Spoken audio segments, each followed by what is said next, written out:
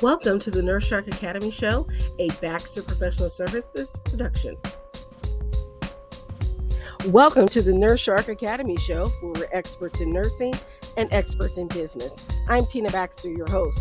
The Nurse Shark Academy Show highlights nurse business owners and others in the healthcare field who promote entrepreneurship. We interview nurse leaders and encourage them to tell their story. Today's guest is Wren Tolo, and today's episode, how one nurse's personal journey helped her bridge the wellness gap in healthcare. Tired of feeling trapped in a job that no longer fulfills you? Is your nursing job no longer the fun-filled adventure you imagined? Find your passion again through nurse entrepreneurship. Step out into the light and come feel the sun. Join the Nurse Shark Academy today at thenurssharkacademy.biz and come feel the sun. Hello and welcome to the Nurse Shark Academy Show. I'm Tina Baxter, your host. The Nurse Shark Academy Show highlights nurse business owners and others in the healthcare field who promote entrepreneurship. We interview nurse leaders and encourage them to tell their story. Join us each time to support these wonderful nurses and entrepreneurs and leaders. Today's guest is Wren Tolo from Butterfly Family Wellness of Essex, Massachusetts. Welcome to the show, Jennifer. Thank you, Tina. Thanks for having me. So, as always, we like to start off the show with finding out a little bit about your nursing background. So, what made you become a nurse? I've always been drawn to people, to helping people, to just kind of nurturing people, I guess. My mom was a nurse. I was always told, you're smart. Why don't you become a doctor? But I realized one of the things, you have to be smart to be a nurse too, but one of the things that really drew me to nursing was that you've got this diagnosis or you have this problem. Let me support you and help you in recuperating. I liked the people part of it. And I went into critical care nursing right out of college, actually. And I wouldn't recommend that for new nurses, but yeah, I was a cardiothoracic ICU nurse. I did neuro ICU, surgical trauma ICU. And then I went into nursing supervisor. I was a nursing supervisor, and boy, did that leave a pit in my stomach every day when I'd walk out of the hospital, not being able to really staff and care for the nurses.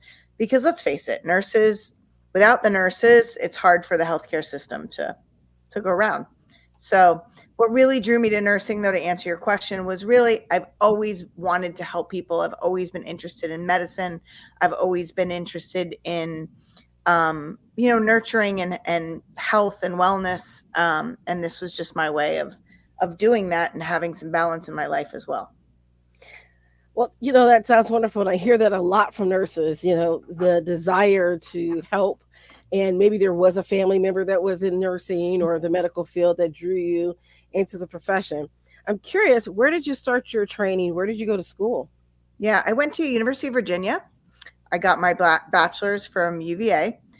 And then I got a master's degree. It's funny because if you had asked me while I was in nursing school, if I wanted to go back, and if I did go back to a graduate school, what I'd do, I would have been a nurse practitioner. But then and I'm glad that I worked as a nurse first before going right into graduate school, because I was realizing that one of the things that I was frustrated by was the management. So I went to school and I got a master's in administration because I thought I was going to healthcare that way. And funny, I did like a little stint on the side. I did risk management for a little while because my dad was an attorney and I've always been kind of interested in the legal aspects. But I went into it was actually after I got married and I was going to graduate school.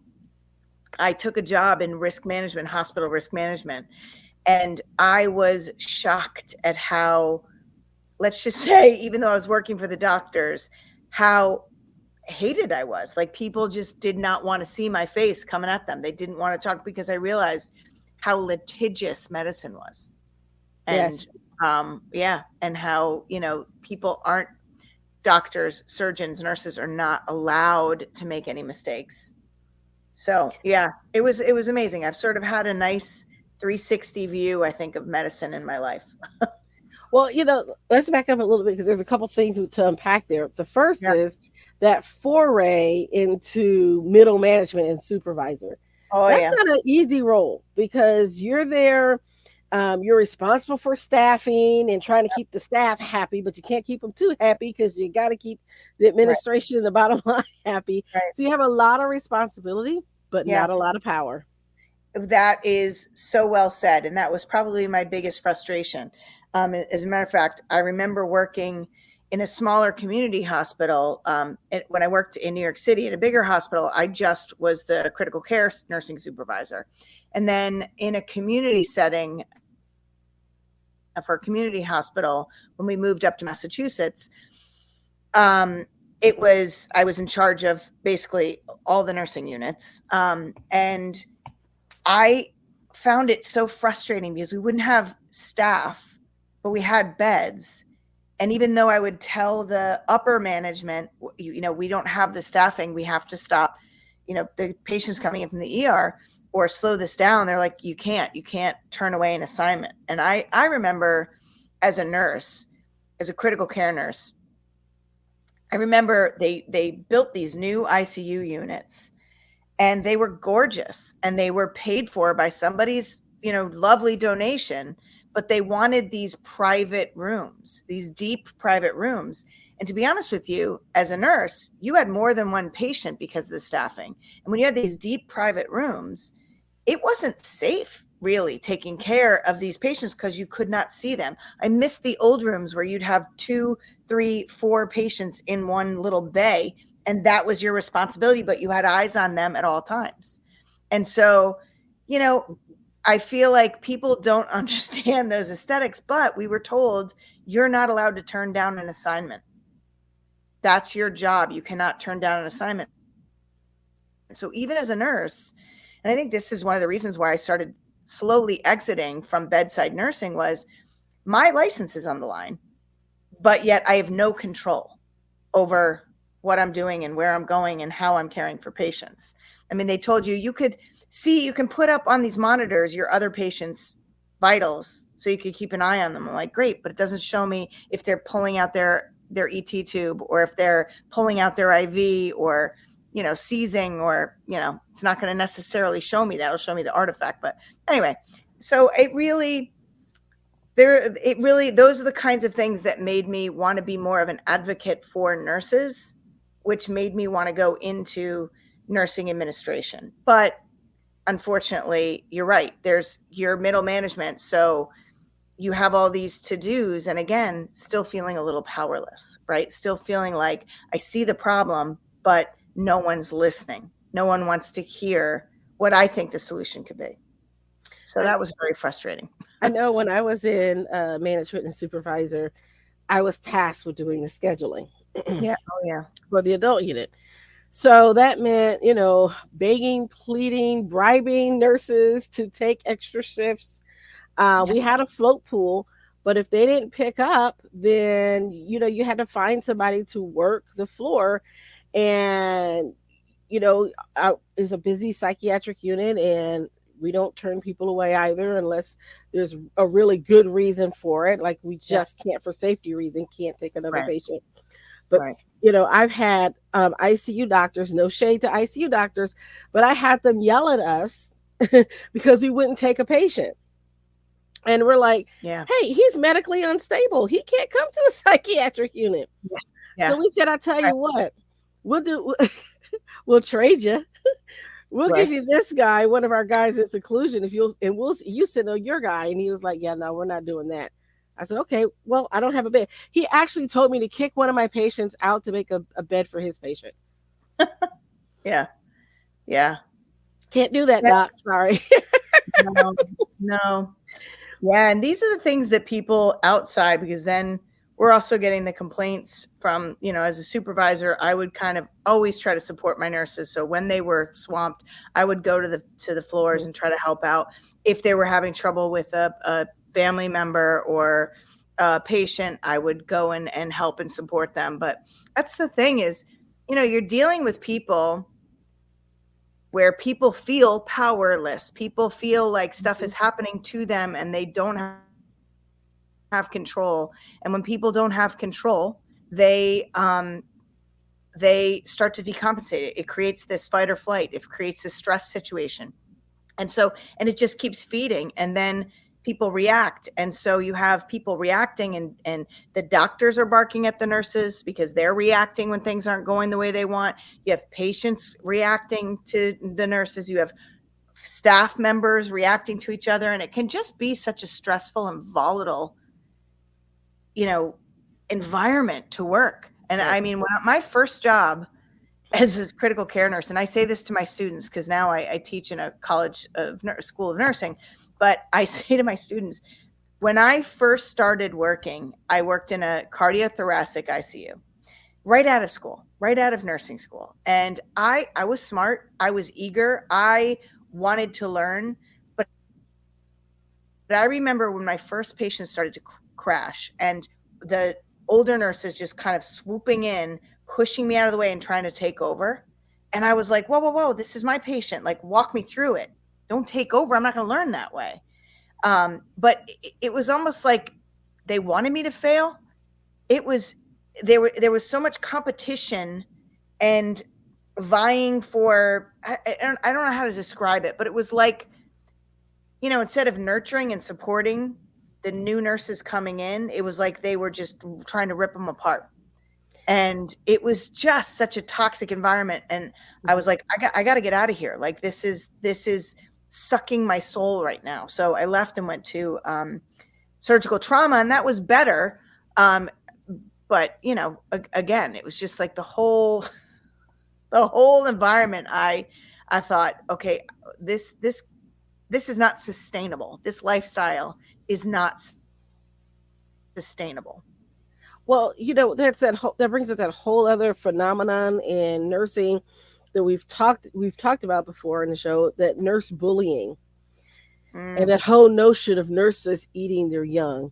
yeah, And we need to change that narrative and do so much better with that. And I remember being a brand new nurse and was bullied by my manager a yeah, lot. yeah. Um, that I don't know what to say about that person. Uh, Bless her heart, but she was a really big bully. I mean, to the point Yeah. that when I was leaving and getting a promotion at another hospital, she just looked at me in my face and said, "Do you think you're really ready to be a supervisor?" I said, "Well, they must think I'm ready because they hired me." Yeah. I mean, it's those types of comments, Yeah. and then the not wanting to show you things. And I remember being in nursing school, and I don't know if you've ever experienced this, but back when I was coming out of school, the hospitals were playing this game of firing or laying off all the seasoned nurses and hiring new grads at cheaper wages. Oh, And yeah. so none of the nurses at the hospital would train us. When we were in clinicals, they were just like, we were on the peds floor and they wouldn't let us touch a patient. We could talk to a patient. It was horrible. Yeah. It was such a bad experience. And the professors knew it. Yeah. But there was nothing we can do about it. And it kind of turned me off from that hospital, actually. Yeah. They offered me a job there, but there's a whole lot of stuff that happened that I just didn't feel good about taking a job there. And I'm kind of glad I didn't.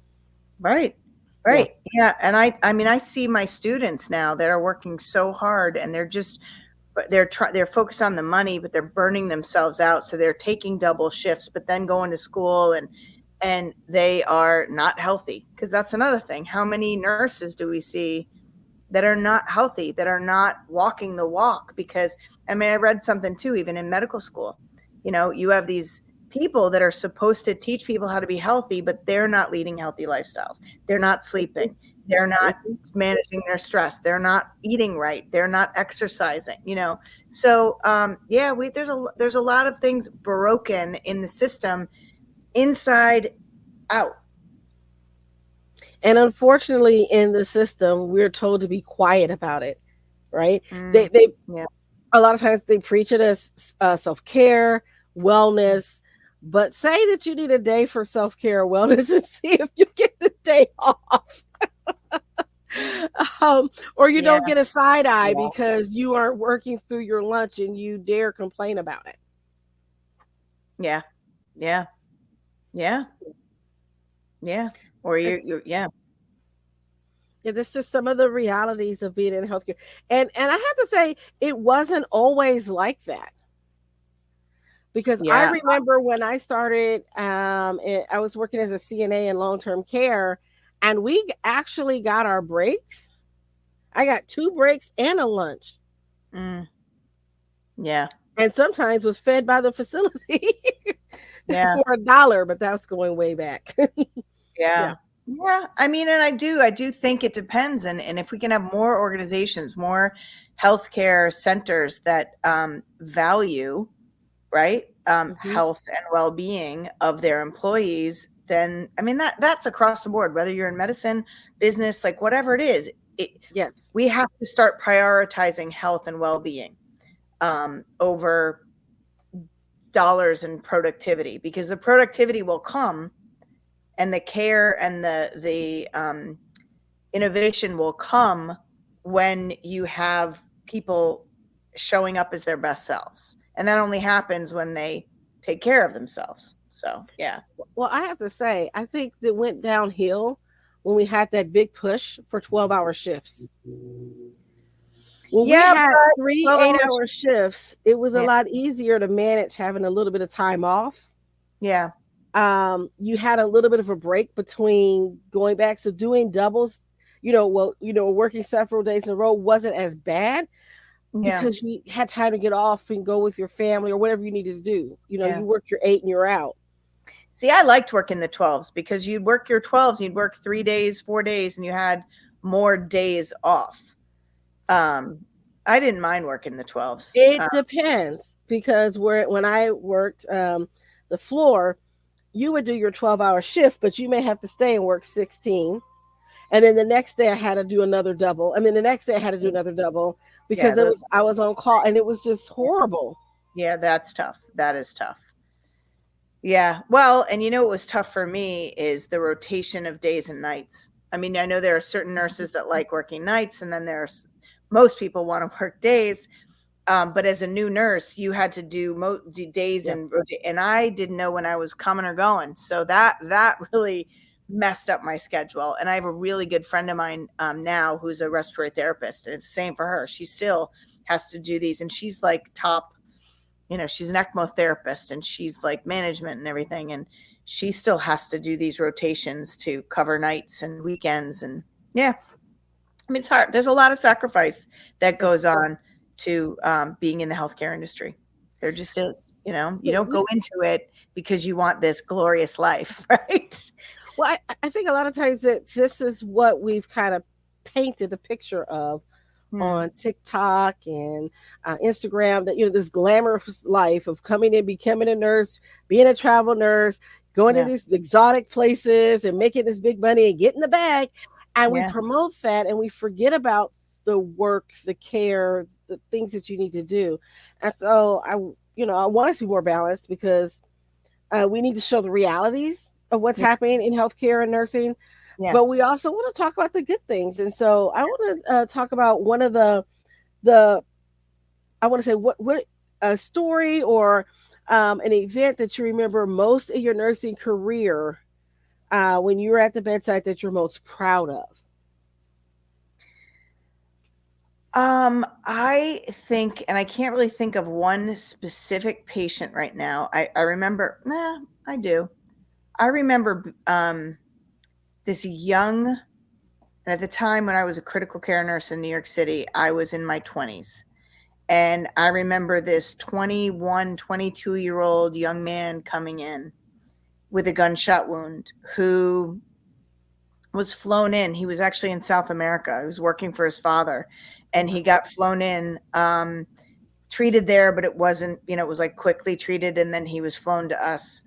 Um, Not really sure why he was flown to our hospital. I can't remember. There was some connection to our hospital, but I remember just seeing this person that was close to my age, that, attractive young man trying to like just help out his family. He was down there working, and like, so I remember just thinking like, wow, like this is awful, because he was shot, robbed and shot. So it wasn't Mm. like he wasn't into, there are some people that have gunshot wounds that put themselves in those positions. Yes, This yes. kid was just doing his job, and this happened, and he didn't have any family around him, so he was by himself. And I remember just so much empathy. But I remember being there and just, I would talk to him, and I would, when we were doing the care, I'd tell him what we were doing. And he was ventilated and not necessarily, reacting, but when he eventually woke up, I remember he just saying that he really appreciated all the nurses talking to him and people talking. Because I remember saying to one of the nurses that was just going in there, I'm like, talk to him. I was like, think Hmm. of this as like your kid, your brother, whatever. Talk to him. So that was one that stood out. And, I had kind of an interesting, when I was a nursing student at UVA, I was working in the neuro ICU as a CNA, and Superman came in. So Christopher Reeves had Mm. fallen off. So I'm dating myself, but Christopher Reeves had fallen off his horse and was being rolled in. And I remember just thinking, like, oh my God, that's Superman. Like, amazed, and just the solemn faces, because it didn't look good, right? It was a C-spine injury. So Yes. it was just like daunting. But I remember thinking, or remember the neurologist saying, like, you never know what's going to happen. Like the brain and everything is it's an incredible thing. And then I remember, fast forward in my nursing career in New York, when I was on the surgical trauma unit, there was a woman who had DIC, so bleeding out everywhere. She had liposuction, Mm. right? And she looked like she was in a car accident. It was that kind of thing. And I remember taking care of her, and I remember thinking, she's not going to make it. She's not going to make it. Like, this is bad. This is bad. And then a couple months later, she walked into the ICU to thank everybody and give everybody hugs. And I was like, oh my, oh my God, that's the same woman. So like, just those kinds of miraculous recoveries, and the connecting moments, those are the ones that I will always remember. I've had some bad ones too, that I where patients were not so nice. You know, Yeah. but Yeah. uh, but those kind of rewarding moments, I would say, when you know that you made a difference for somebody, even talking to family, being there for family when somebody wasn't doing well, like, that's one of my strengths, is that connection, that soul connection piece. That's always been my strength, I think, as a nurse. You know what? That ability to connect, that empathy that we develop as a nurse, it helps us to really be present with our patients when they're going through their worst days of their lives. Hmm. But it's also important for us to remember that even though we have empathy for them, not to fall into the trap of having sympathy for someone. And then, because when you do that, you kind of give all of yourself to them and you have nothing to reserve. So Mm. there is a little bit of a clinical detachment that you have to have, Yeah. as a protective mechanism for you. Otherwise, you're taking everything home with you, Yes. and we remember the stories. And this is what I want our audience to hear. If you are not a nurse and you never had experiences as a caretaker, but you may have been a patient, we remember you. Yeah. Okay. The, Yeah. the really sad cases, the bad cases, the Yeah. angry cases, we remember you. And sometimes um we may not remember everything, but we remember a lot about your story, Yeah. and it stays with you so much. I remember, because you were mentioning training in New York. I remember when I was in New York for 9/11. Yeah, I was there too. Yeah. Yes, and I'll never forget having to go see this particular person who was in the hospital. Her family, her parents were there, I think, and her brother, but her fiance broke up with her after her horrific accident. because of 9/11. Mhm. He just couldn't deal. Mhm. This woman had to have major reconstructive surgeries. It was a lot. I don't want to. It's kind of graphic, so I don't want to get into all the stuff that happened with her. Yeah. But basically, the back half of her body was sheared off by part of the propeller or something like that came down. So something metal kind of sheared the back half of her off. Wow. So it was very, very horrendous, her injuries. And we were going in as social health workers through the American Red Cross. I was a Mm. volunteer at the Red Cross at the time. And we were there to help support the family. But you think of stories like that stick with Mhm. you. Mhm. Or the local postmaster who I happened to treat before he retired from the post office. And um, as he says it, I'm his angel because I saved his life because he was about to have a stroke. Yeah. His blood pressure was that high, and we caught it and we got him to the ER. And so Mm. things like that, I Yeah. want to hear. As nurses, those stories stick with us, and I think that's what keeps us going. Yeah. Even with all the stuff that's happening, and yes, there's things that need to be fixed. And I can tell you, you go to any company in the world, there's always something that needs to be fixed. But there's Mhm. something unique and special about being in healthcare that brings us back again and again. Well, it's the opportunity to make a difference in somebody's life, you Yes, know? on I on think a tangible level, on a yeah. real tangible level that you Yeah. can really see and feel. Yeah, absolutely. And I still do that even though I'm not in the hospital setting.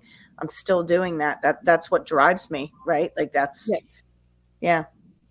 So, how did you transition then from being in the hospital, working in management, risk management, and all those things that we could talk about, but we don't have the time because we could talk for Mm. hours about this stuff. But Yeah, how did you yeah, yeah. transition to becoming an entrepreneur? Well, my second son when he was born had a massive neonatal stroke. And it really showed me the gaps in healthcare, really showed me the areas that were lacking and the areas of support and empowerment. And so I started to, my son had right sided weakness. I became a personal trainer. I got my first health coaching certification and nutrition certification. Learned about mindfulness and just dove into whatever I needed. I became a Reiki master, so I dove into all these different things that my son was going to need. And then fast forward a couple of years, and my third son, the same day I found out I was having my fourth son, my third son was diagnosed with leukemia. Now at this point I had all the things that I needed to support him through this journey. So I did Reiki on him every single day, and he never had all the bad mouth sores and side effects of chemotherapy. I knew how to be an advocate when they wanted to give him intracranial radiation because of a lab result that was showed that he was high risk. Um, I was like, wait a minute, because I knew and something in my gut, and I learned through these journeys to trust my gut. Something in my gut said, no, that's not what he needs. So I asked them to repeat the labs. My husband too. Asked them to repeat the labs, and sure enough, it was a lab error. So they were about to do something that could have completely damaged my son's brain. So, I was never afraid to stand up and to advocate for my kids, even when my son had the stroke and there were so many different cooks in the kitchen. There were so many different doctors. And I remember just saying, hey, can you guys all communicate? Can we come up with one plan instead of you guys doing this and you guys doing this? So, my management piece came out that way. But it really showed me the gaps in healthcare. And when I first started my business, I was really starting as a health coach, doing a lot of education, going into schools, working with kids, a lot of education about nutrition and preventative stuff. But what I found in all of, I've been doing this now for about 18 years. And what I found was really the answers and the transformation behind health and well being. I was focusing on physical and nutritional health, even a little bit environmental health. But really, for me now, I focus on emotional and spiritual health and well being. I really focus on helping people connect to what the hidden stressors are in their life. And, nurses in particular, I work with a lot of nurses. What are the hidden stressors in your life? What are the things that you have control over? And then how can you start to quiet that ego mind, that fight or flight that takes us down this crazy train? How can we quiet that and really connect to our soul and the messages of our soul, which are really what are going to help us lead our best life and show up our best selves? So that's what I do now. And I love it. And I, work from home, and I work, I teach in a school of nursing because I really wanted to show nursing, the holistic, the new generation, a holistic way of approaching health and well-being from 5 aspects, not just physical, it's not just nutritional, it's not just environmental. There's an emotional piece to it.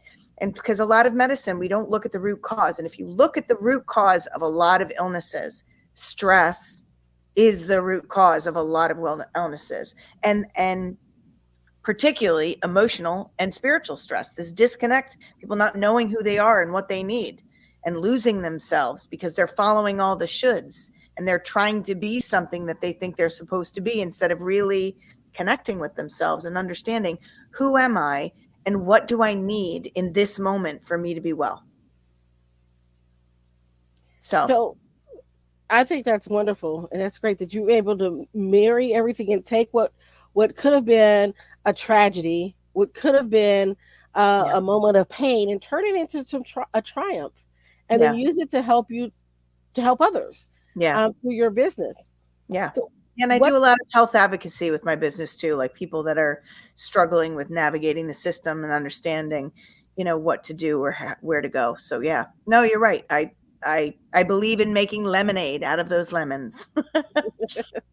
so what has been your biggest challenge in starting your business?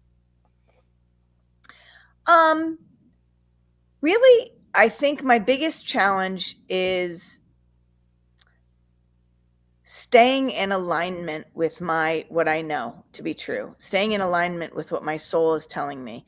There's a lot of people that want to take their problems and say, "Here, fix me," and give somebody else the authority over them, or to hand their problems over and have somebody else fix them. And I think my biggest challenge is really getting people to see that I'm not the one doing the work. I'm not the one who's going to fix you. First of all, there's nothing broken. I am here to reconnect you to you, to teach you what the whispers are that your mind tells you, that your body tells you, that your soul tells you, and help you understand that. That's why I say I'm a soul connector. It's like I'm translating at first, but I don't want somebody to be dependent on me to be healthy and well. I want them to take ownership of their own lives and to learn, what do I need? How do I learn that language? Jen's going to teach me that language. I might be the translator in the beginning, but then I'm teaching you the language, so you don't need me anymore. But you Right. got to own it. And I think the biggest challenge is people don't want to do the hard stuff. They want the easy road. They want the quick fix and the pill. And lasting health and well-being is not a quick fix. There is no pill for that. You need to do the work. You need to do the work of self-reflection and you need to be accountable for your own life and your own choices. And that's tough for a lot of people, when you're talking to people from any aspect of their health, physical, spiritual, mental. When you talk about that you mean I'm the one in control? Yes, you are. And I try to get my clients to see that. um, it can't be a pill for everything. Do I No. think medications help? Of course I do. Do I But I think think they're we necessary? become In some dependent on cases, them yes. sometime, you We know? do. It becomes too easy. Right. I used to teach the drug ed classes for teenagers, and one of the scenes, and I'm dating myself as well. But if you remember the very first movie, before they made the remake of Fright Night, and Charlie is scared the vampire's out to get him, right? And he's yelling and screaming. And mom comes to the door. Charlie, are you okay? And he's like, no, I just had a nightmare. It's fine. She said, oh, do you need a Valium? Mm. And I thought, who gives a Valium for a nightmare? Yeah. But Yeah. that's our go-to. And I see that time and time again. It's like, oh, Elle Woods, Legally Blonde. Yeah. And she's upset. Her boyfriend dumps her. And she wants to go to law school, and her best friend goes, "Can't you just take a Percocet?" Yeah. I like that's our go-to for everything. Yeah. Well, And because it's we like, don't want to be uncomfortable. People do not no, like discomfort. They want to get out of that discomfort. But that's where your power lies, is being having the courage to sit through that discomfort and find your true power inside of you, which is you get to make the choices of what do you need in this moment. That discomfort is telling you something. It's informing you. it's the same way in your business. Yeah. I see that a lot of time with business owners. They don't want to do the discomfort, the work, the figuring out, the mindset shift, Yeah. all the Yeah. things that The need to happen sales. for you Yeah. to. Yeah, you got to move from employee to entrepreneur. What does that really mean? Yeah. And sales shouldn't be a dirty word, Mm-mm. because what sales really is and should be is an offer of help. If you're helping someone Yeah. and you're providing a service that Yeah. they need, Yeah. you're helping. You're not selling. It's a way you think of it, and a Right. mindset shift for people. Yeah. Yeah. We're almost out of our time, so I wanted to ask you a last question. If you had a piece of advice for a budding entrepreneur, what would it be? To be careful about listening to everybody else's shoulds and supposed to's, and really stay in alignment with what you know to be true for you, and really let your passion, your intention lead, because it's really easy to get pulled off your path when you're kind of stuck in the numbers and the ego starts to take over, where you think you want this outcome and this person is going to tell you how to get that outcome. It's there are so many different ways of doing stuff, and the right way only you know. So stay true to you and to your path. Definitely, definitely. So you have a promotion for our listeners. You have your free 5 steps to shift negative mindset and to begin to thrive. Yes. Um, how would our listeners get a hold of your free gift and get in contact with you? I'm going to give you the link for the free gift. But if you go on to we can go onto my Instagram, and Instagram is just at Wren Tolo. And if you follow me on Instagram, you can look at the profile and download right there's a link in my profile. You can download that right there if you don't have the links or access to the show notes here. And people can get a hold of me by reaching out to me, Jen, Jen, at Jennifer, Wren, Wren, Tolo.com. All right. Well, thank you so very much. That's www.jenniferrentolo.com.